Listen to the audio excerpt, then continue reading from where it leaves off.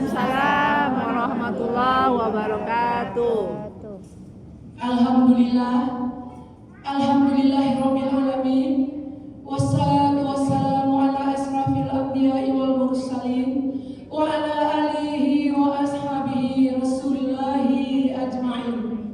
Amma ba'du. Alhamdulillah wa syukurillah, selalu kita panjatkan kehadiran Allah Subhanahu wa taala yang mana atas berkah rahmat dan hidayahnya kita bisa kembali berkumpul di masjid yang kita cintai ini dalam rangka acara wirid bulanan komunitas Ummu Sholehah. Salawat beserta salam tiada hentinya kita panjatkan, kita kirimkan kepada baginda Rasulullah Sallallahu Alaihi Wasallam, manusia paling mulia, yakni Nabi besar Muhammad Sallallahu Alaihi Wasallam, dengan melafazkan Allahumma shalli ala Sayyidina Muhammad wa ala ali Sayyidina Muhammad. Insya Allah dengan seringnya kita bersalawat kepada beliau, kita akan mendapatkan syafaatnya kelak di hari akhir.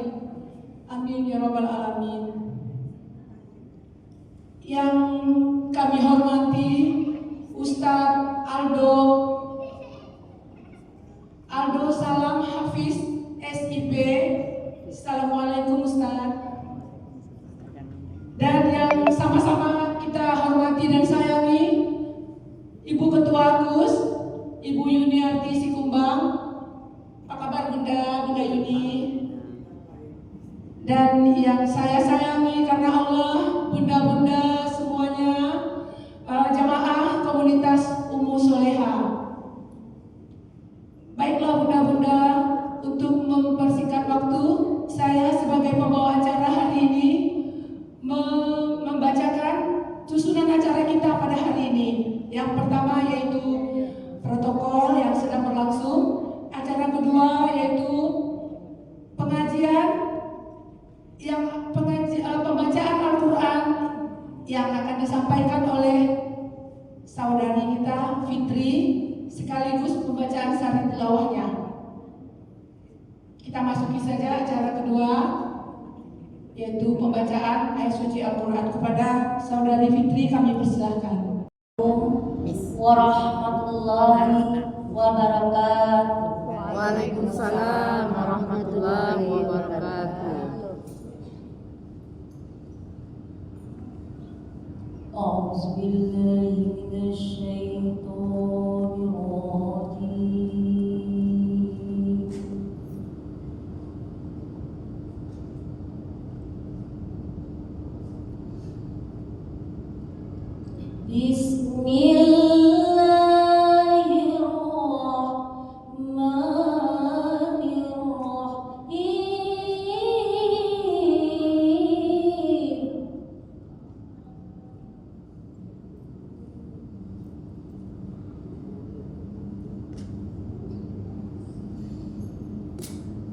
Wa iz ta'azzana rabbukum la in sakartum la azidannakum.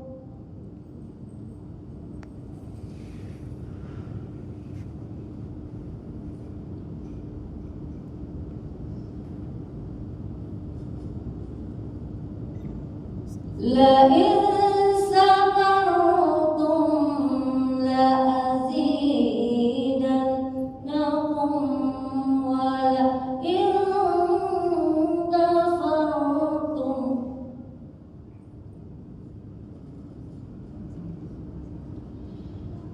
wa la in kafartum inna azabi lasyadid.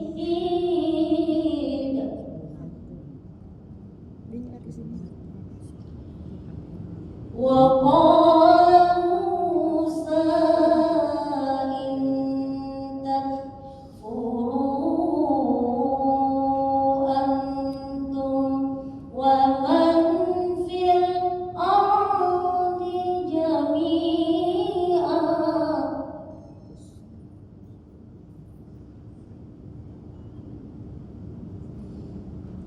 فإن الله لغني حميد.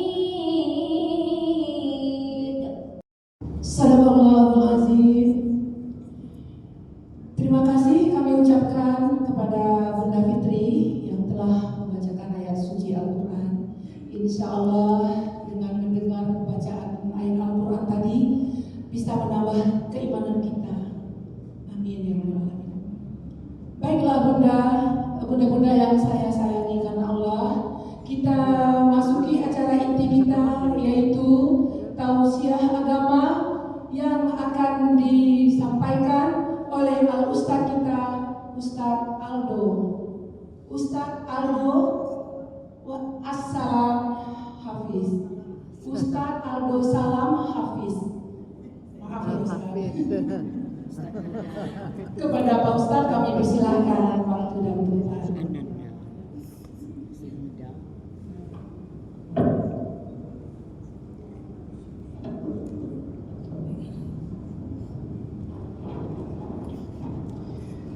Bismillahirrahmanirrahim. Assalamualaikum warahmatullahi wabarakatuh. Waalaikumsalam warahmatullahi wabarakatuh. Pergi ceramah ke jalan air hitam, pulang-pulang dikasih oleh-oleh durian. Alhamdulillah banyak yang jawab salam. Saya doakan yang jawab salam lunas hutang cicilan. Gak apa-apa yang amin, yang kuat aminnya makin cepat Allah lunaskan. Makin kuat juga Pak. Saya tak mau kasih kode sebenarnya supaya makin kuat, malah makin kuat, betul enggak? Ubur-ubur ikan lele, saya senang jumpa ibu-ibu semuanya cantik, soleh, calon bidadari surga oke. Amin ya rabbal alamin. Yang kami hormati Ibunda Yuni ya selaku ketua Majelis Taklim Komunitas Ummu Shalihat, dan yang kami hormati juga MC akhir zaman yang tadi belum kenalan. Nampaknya akhir acara kita harus atur perjumpaan agar tidak salah-salah pengucapan. Amin ya rabbal alamin. Sama-sama mengucap alhamdulillahirabbil alamin. Karena kalimat alhamdulillah ini Bunda kalimat yang ringan, tapi pahalanya bukan main. Kenapa dibilang bukan main? Saya tanya sama Ibunda, pernah megang uang 7 miliar atau belum? Belum pernah. Ditulis aja baru ya nampaknya ya. Mimpi megang uang 7 miliar pernah belum? Mimpi udah pernah? Mimpinya bahagia, saya minta tolong doanya apa itu supaya bisa mimpi uang 7 miliar itu. Megang kita belum pernah, mimpi juga belum pernah.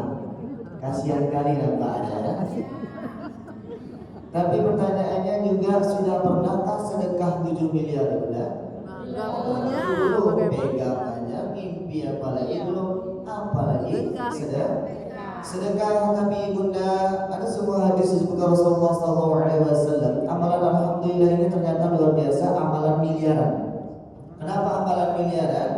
Amalan yang jikalau diucapkan sebelum terbit fajar dan sebelum terbenamnya matahari sebanyak 100 kali, yaitu ucapan alhamdulillah, maka itu pahalanya sama seperti bersedekah 100 ekor kuda perang. Berapa ya Bunda? 100 ekor kuda perang. Saya tanya, di rumah ada kuda? Kucing ada? Monyet ada monyet? Nggak ada, jangan pelihara monyet. Kalau rumahnya di depannya hutan, yakin saya banyak monyet. Tapi Bunda, kalau kita membicara kuda pasti nggak punya. Kalau tahu harga kuda kita pasti menjerit. Kenapa? Harga satu kuda yang sehat, jantan, kuat, siap dibawa perang, harganya kurang lebih 70 juta ya Bunda. Ya, 70 juta ini kalau dikalikan 10 berarti 700 juta, dikalikan 100 berarti 7 miliar. Tapi kita bisa mendapatkan pahala sedekah 7 miliar itu bukan dengan uang, tapi dengan ucapan. Ucapan yang diucap tidak sampai 2 menit ya udah. Kalau alhamdulillah itu diucapkan sekali 1 detik, maka 90 itu berarti 1 detik lewat setengah sedikit. Kalau mau sampai 100 tak sampai 2 menit dapat kita mengucapkan alhamdulillah. Ustaz, mohon maaf, ada tetangga saya zikir Ustaz, mengucap alhamdulillahnya 2 jam. Loh, kok bisa 2 jam? Iya, karena dia zikir sambil scroll Facebook. Zikirnya sambil baca komen.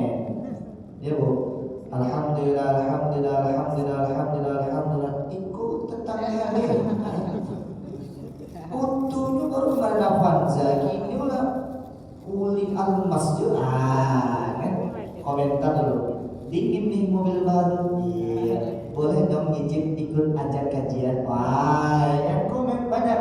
Sehingga kita mengucap alhamdulillah baru beberapa kali udah keselip dengan ya komentar-komentar dan Facebook. Sehingga 2 jam. Tapi kalau misalnya kita fokus nggak sampai 2 menit pahalanya 7 miliar. Masya Allah, kita tak pernah pegang uang, kita tak pernah mimpi uang segitu, tapi kita pernah bersedekah dengan itu. Mengucap apa? Alhamdulillah. Maka lantas Allah bilang la insyakartum la azidannakum wa la in kafartum inna 'adzabi lasyadid.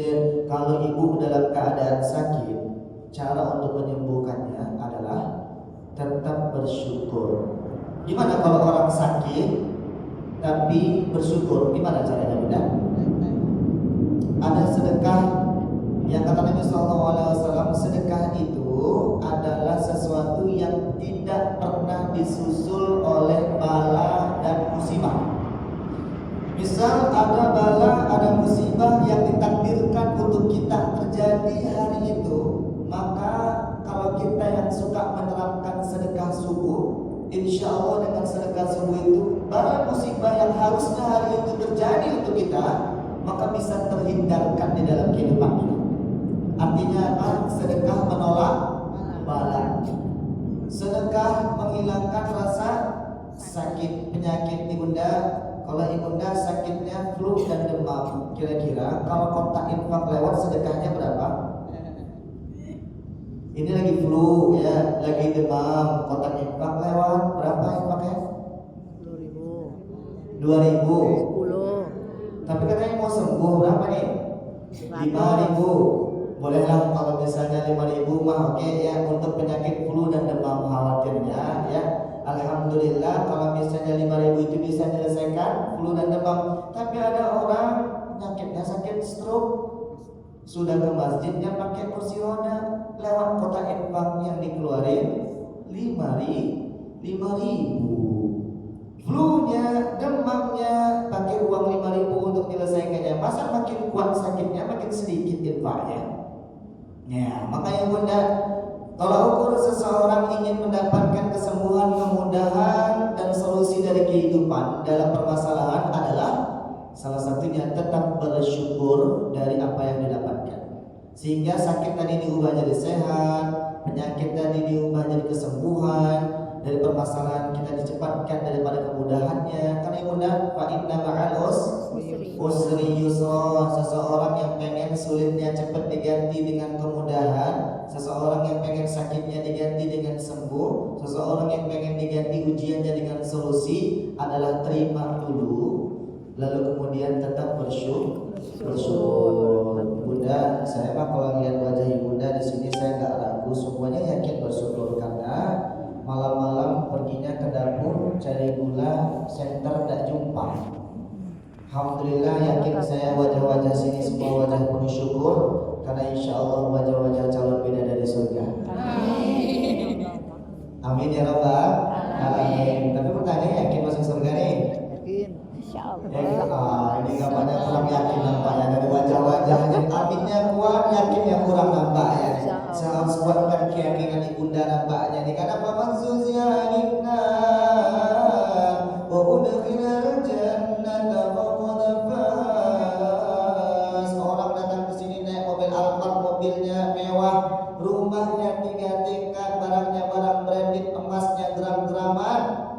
Kira-kira ibunda udah sukses atau belum itu? Belum. Belum? Belum aja. Wah, jangan-jangan saya kalau udah sekaya itu belum sukses juga ibunda bilang kayak gitu. Dunia. Belum sukses? Di dunia. Mohon maaf ibunda, tolong ukur suksesnya di dalam Al-Quran itu bukan harta, bukan ketampanan, bukan juga jabatan, tapi tolong ukur kesuksesan di akhirat. Kata Allah, barang siapa yang dijauhkan dari neraka lalu masuk ke dalam surga, maka baginya kemenangan sejati, kebahagiaan hakiki, kesenangan yang sesungguhnya. Makanya kalau tengok kawan sekarang mobilnya Alphard, rumahnya 3 tingkat, jabatannya tinggi, tengok besok masuk list penghuni surga atau enggak? Kalau dia masuk ke list penghuni surga, berarti hartanya membawa dia ke surga. Tapi mohon maaf, kalau dia tidak masuk ke dalam surga, suksesnya hanya sampai dunia, bukan tolak ukur sukses akhirat. Maka ibunda, kita sama-sama mencapai sukses akhirat itu dengan pertanyaan dari Allah, am hasibatum an tadkhulul jannah. Ibunda sering ikut kajian, ibunda sering ngaji, ibunda sering minta sama Allah, Allahumma inna nas'aluka ridhaka wal jannah. Ya Allah, masukkan kami ke dalam surga. Tapi pertanyaannya ibunda, apakah yakin masuk surga? Yakin nggak masuk surga? Harus yakin. Nah, ini mah kalau masih senyum-senyum mah nggak bisa masuk surga dengan senyum. Udah ya. Kata malaikat tadi mau masuk surga nggak? Ya, nggak bisa pakai senyum doang. Kata Allah, walamma ya'lamillahu alladhina jahadu minkum. Katanya tadi pengen masuk surga ya, amalan apa untuk masuk surga? Coba tengokin amalannya. Ibunda mau nunjukin amalan apa sama Allah untuk masuk surga? 4 hal yang menjadikan seseorang wanita menjadi pemimpin surga. Waktu jaga aurat, lalu kemudian puasa Ramadan, yang keempat taat pada empat-empatnya sudah dilaksanakan. Sudah. Saya udah yakin dengan sudahnya ini, tapi masih terlalu mudah semua kayaknya ini. Empat-empatnya kalau sudah dilakukan, ini bisa ditunjukkan kepada malaikat. Kami lakukan 4 hal ini yang kata Rasulullah, surga akan merindu kami. 4 hal ini. Maka kata malaikat, mau masuk surga mana? Surga mana ibunda? Firdaus. Surga? Firdaus. Mak minta ini itu nak tahan awak mana? Boleh dong minta. Boleh minta ya. Tapi kalau masuk itu belakangan mah, yang penting minta aja dulu ya. Ya. Karena kata Rasulullah, Ustaz, orang kalau minta nggak yakin nggak akan dapat, betul?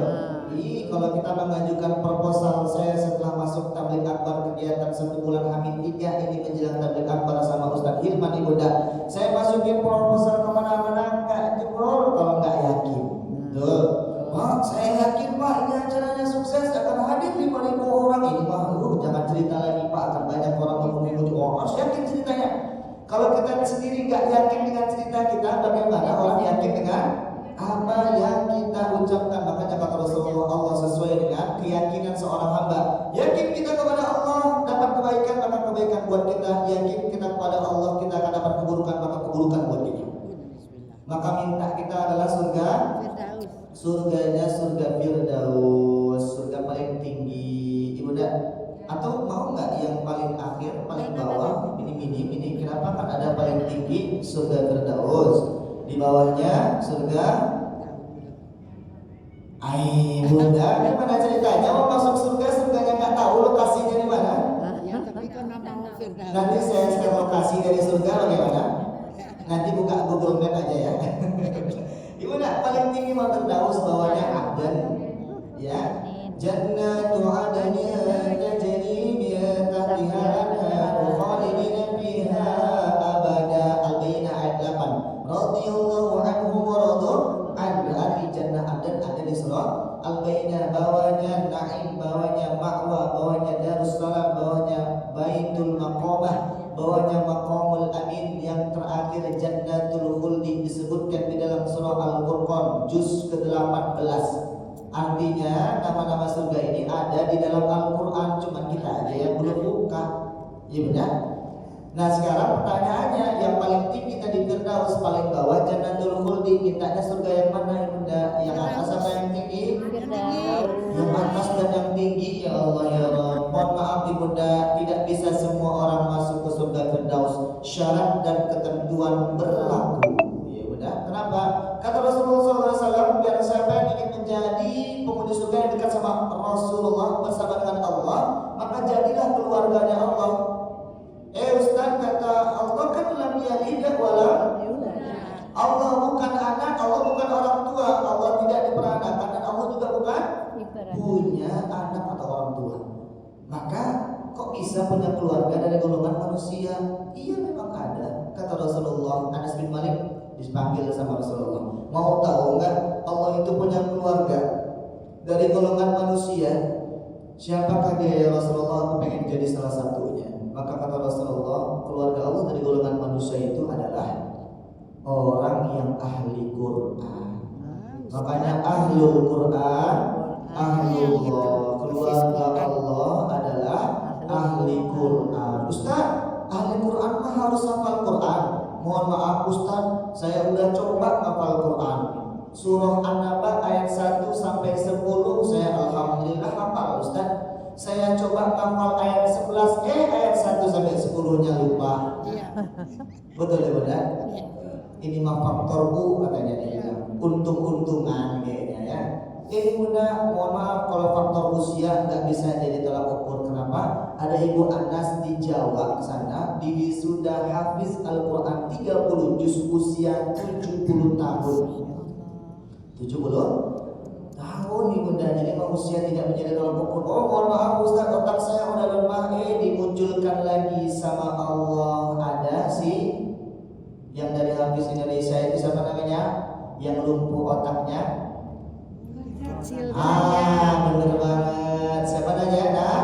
Najah usia 3,5 tahun di kursi roda, nyuap makan sendiri nggak bisa, makan juga susah, jalan apalagi ngomongnya terbata-bata, tapi hafal Quran 30 juz. Ngomongnya bilang, ini dia baca Quran nggak bisa, tapi dia hafal Quran. Orang-orang bertanya, nggak bisa baca Quran, tapi kok bisa hafal Quran? Ternyata dia melalui audio. Makanya anak-anak dari kandungan itu Bunda, ya, yang paling pertama indera yang bisa difungsikan itu adalah pendengaran. Maka paling banyak itu jangan cuma ngomong abi umi aja untuk dikurut, tapi ayat Al-Quran. Al-Quran itu terus pakai speaker frontal. Ibunya sering dengarkan speaker frontal. Makanya ada seorang anak itu salah satu murid kita dan murid kami Bunda ini di orang Pekanbaru juga. Kenal nggak sama Syekh Rashid? Nah, Syekh Rashid kenal. Usia 5 tahun, hafal Quran, lalu bisa meniru 15 irama imam. Imam Masjid Haram, Imam Masjid Nabawi. Sekarang dia ada di Mesir, Bunda, lagi kuliah semester 2. Dan saya salah satu gurunya itu Bunda yang membimbing beliau hafiz Quran sampai 30 juz. Nah, Bunda bisa tengok nanti di video. Jadi ada kedekatan dan ini menjadi sebuah ketakjuban bahwa dilihat orang tuanya nggak hafal Quran, orang tuanya nggak jago-jago baca Quran, tapi kok bisa anaknya hafal Quran? Salah satunya adalah metode pendengaran. Bunda, jadi kalian Nabi Mu'asi Najah lumpuh otaknya, bisa hafal Quran. Sekarang kita ada nggak yang lumpuh otaknya? Nggak ada di sini ya, masih ada normal semua kan? Nggak ada yang di kursi roda, nggak bisa suap makan semua, tahu ya? Uang merah sama biru bisa dibedakan? Oh bisa, itu mah berarti akal sehat itu namanya ya Bunda ya, nggak pakai ragu saya. Nah berarti bukan faktor usia, bukan faktor dari otak, akan tetapi siapa? ثم أورثنا الكتاب الذين اصطفينا من عبادنا. Kemudian Al-Quran itu dari Allah wariskan kepada hamba-hambanya, akan tetapi hamba-hamba yang Allah pilih sampai usia 70 tahun belum juga bisa baca Al-Quran, usia 60 tahun masih Iqra 2 tapi tak berkeinginan untuk belajar Al-Quran. Ada yang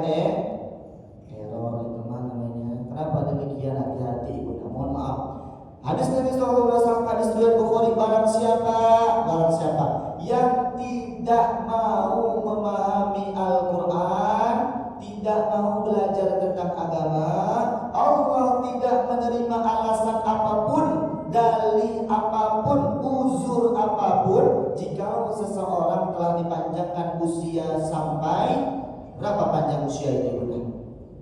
Tolak ukur panjang usia itu berapa? 100 tahun? 83, 63, ya.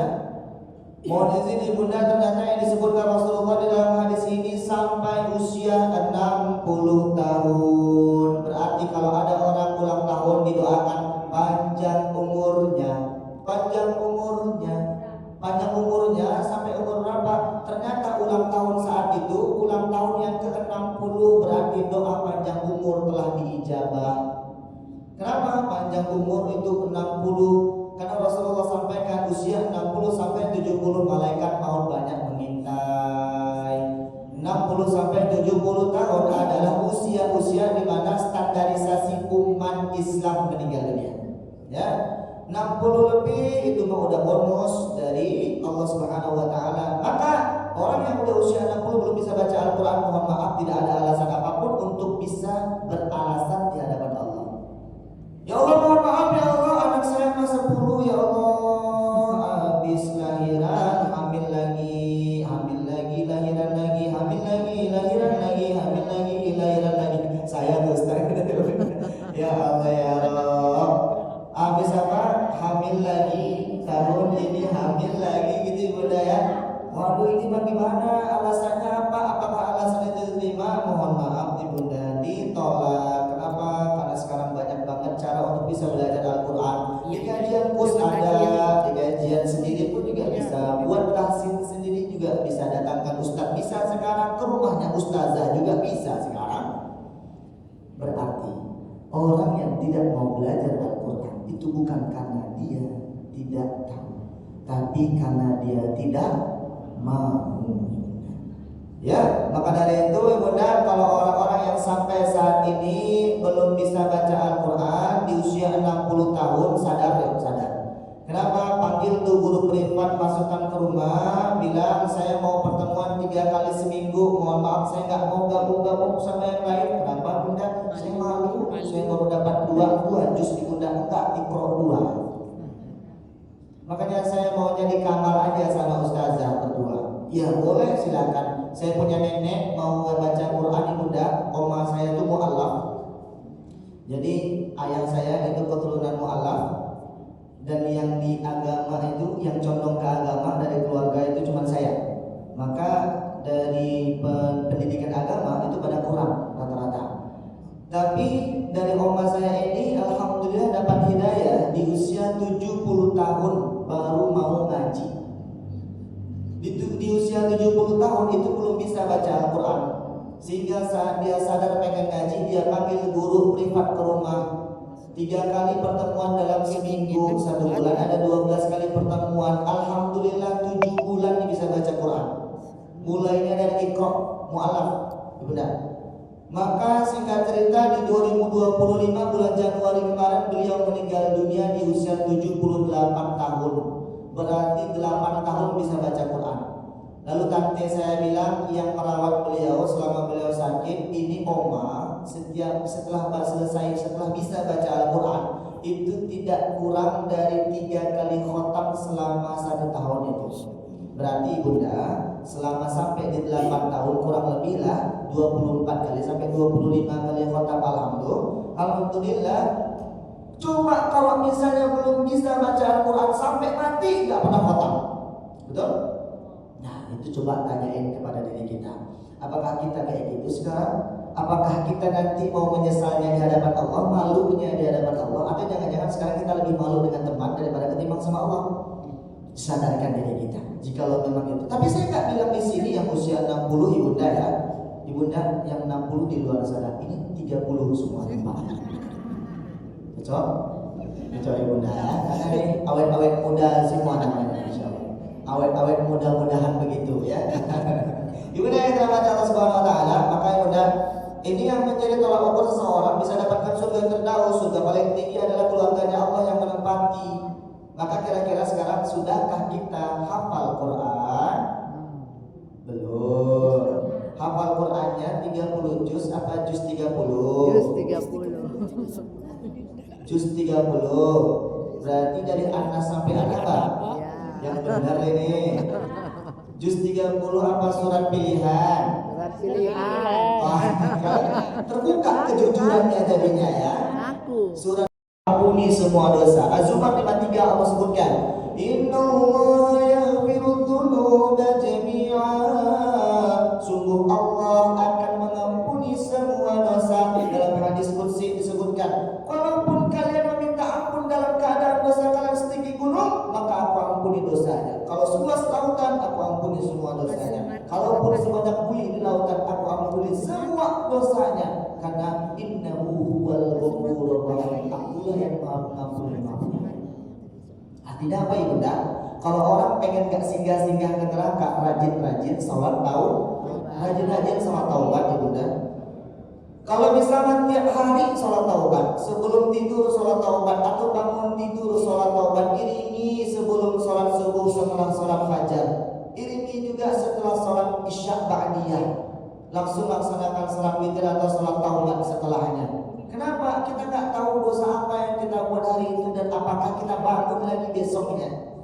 Maka kalau kita mati dalam keadaan taubat, insya Allah itulah baru kita bisa pede ngomongnya. Langsung masuk surga, langsung Ustaz. Loh, kenapa kok ibu bisa bilang langsung? Saya sholat taubat setiap hari Ustaz. Itu baru saya yakin agak ayat. Tapi sekarang kenapa kok bisa bilang langsung? Senyum-senyum aja agak ayat ini ada. Maka itu udah. Maka siap setelah ini sholat taubat ya. Amalan pertama saya sampaikan tadi, alhamdulillah 100 kali cocok. Bawa pulang amalkan. Kedua, alhamdulillahnya diucapnya itu sebelum terbit fajar dan sebelum terbenamnya matahari. Pahalanya 7 miliar. Yang ketiga, sholat taubat itu. Sholat taubatnya setiap hari, insya Allah dosa diampuni setiap saat dan surga bisa langsung dimasukkan setiap saat. Baik bunda, jadi kira-kira tadi langsung apa cicip lagi nerakanya? Langsung. Sudah mulai yakin? Sudah. Langsungnya sore ini. Langsungnya sore ini kita masuk. Kita mau tengok surga sore ini. Ini agaknya makin menegangkan kajian saya nampaknya. Ini kayaknya yang belum connect masih ngantuk-ngantuk nampaknya. Tiba-tiba bilang langsung aja Ustaz. Mati dulu Ustaz. Kalau mau masuk surga harus mati dulu. Kalau mau tengok neraka nggak percaya neraka harus mati dulu ibunda. Sekarang kita siap dah untuk mati. Tadi saya bilang utang cicilannya jadi lunaskan tahun ini banyak yang amin. Berarti mah banyak utang cicilan ya. Mana ada orang siap mati kalau punya utang cicilan, betul? Utang cicilan mah nggak bisa diselesaikan dengan istighfar, harus diselesaikan dengan apa? Bayar, ya. Nggak ada amalan untuk menyelesaikan utang, nggak ada, kecuali amalannya bayar, ibunda. Ya, maka ibunda rahmat Allah Taala, bagaimana caranya untuk siap mati? Siapkan bekal terbaik menghadap Allah. Apa bekal terbaik Ustaz? Takwa. Apa bekal terbaik takwanya? Jalankan segala perintah Allah, jauhi segala larangan Allah. Gimana tahunya perintah dan larangan Allah itu? Dzalikal kitabul la raiba fihi hudal lil. Masya Allah, hafal Quran 1 juz semua nampaknya. 1 juz apa 1 ayat itu aja nampaknya? Oh, ikut yasinan saya nampaknya ya. Dzalikal kitabul la raiba fihi hudal lil muttaqin. Kalian yang katanya pengen bertakwa, kalian katanya pengen siapkan bekal terbaik, nih bekal terbaik menghadap aku apa? Al-Quran. Maka orang yang bersama dengan Al-Quran, belajar Al-Quran, memahami Al-Quran, mengamalkan Al-Quran, maka mereka lah yang punya bekal terbaik. Maka saya bisa garis bawahi orang-orang yang menjauhi Al-Quran, mengabaikan Al-Quran, gak mau belajar Al-Quran, berarti dia mengabaikan, menjauhkan dan tidak peduli dengan surga. Betul apa enggak? Orang nggak bisa baca Al-Quran, gimana mau bertakwa? Kenapa? Nggak ada tuh tahunya mana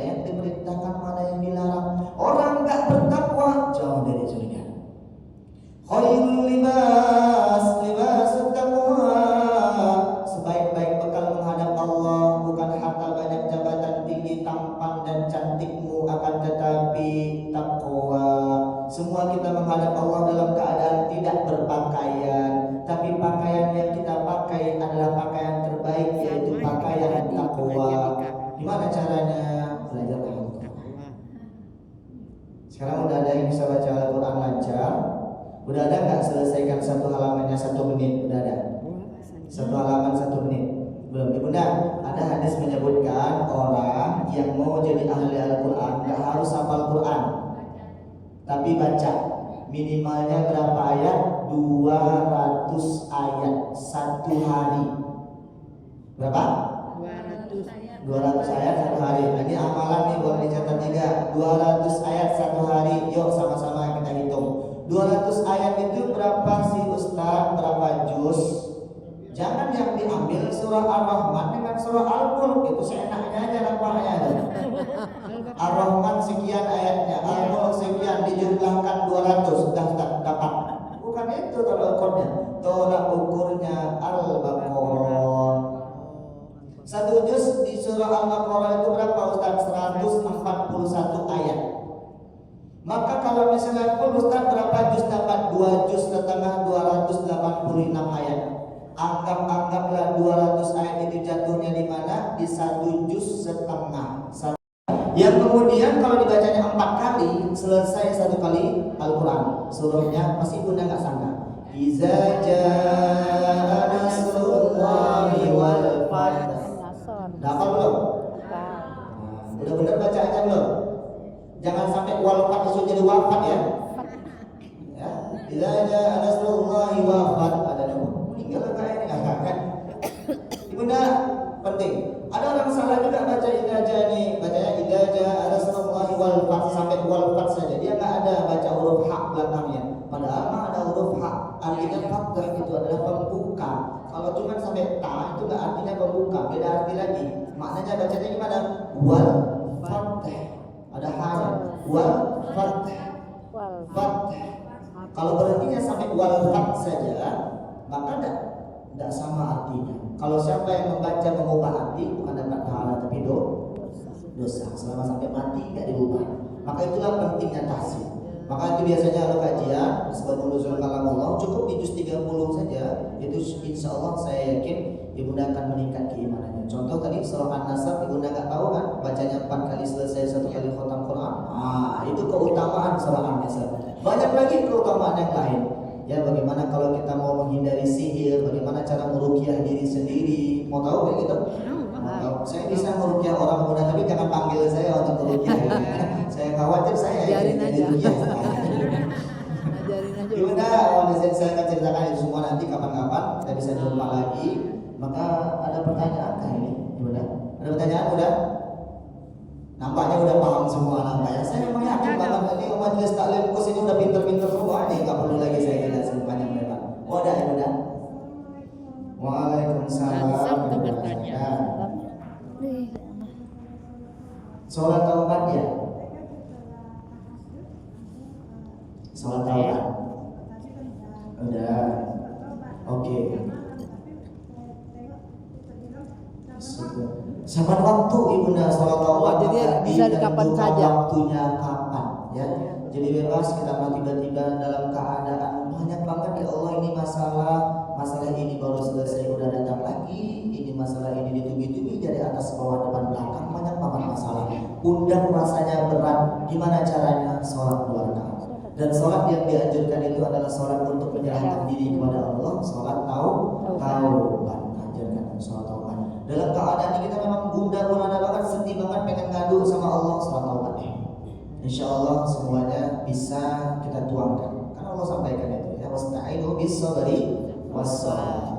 Kita sabar, artinya kita terima dulu masalah itu, sholatnya sholat taubat. Ibunda ya. Bunda, terakhir sebelum kita tutup, mohon maaf Ibunda, ini aku mau ngajakin tabligh akbar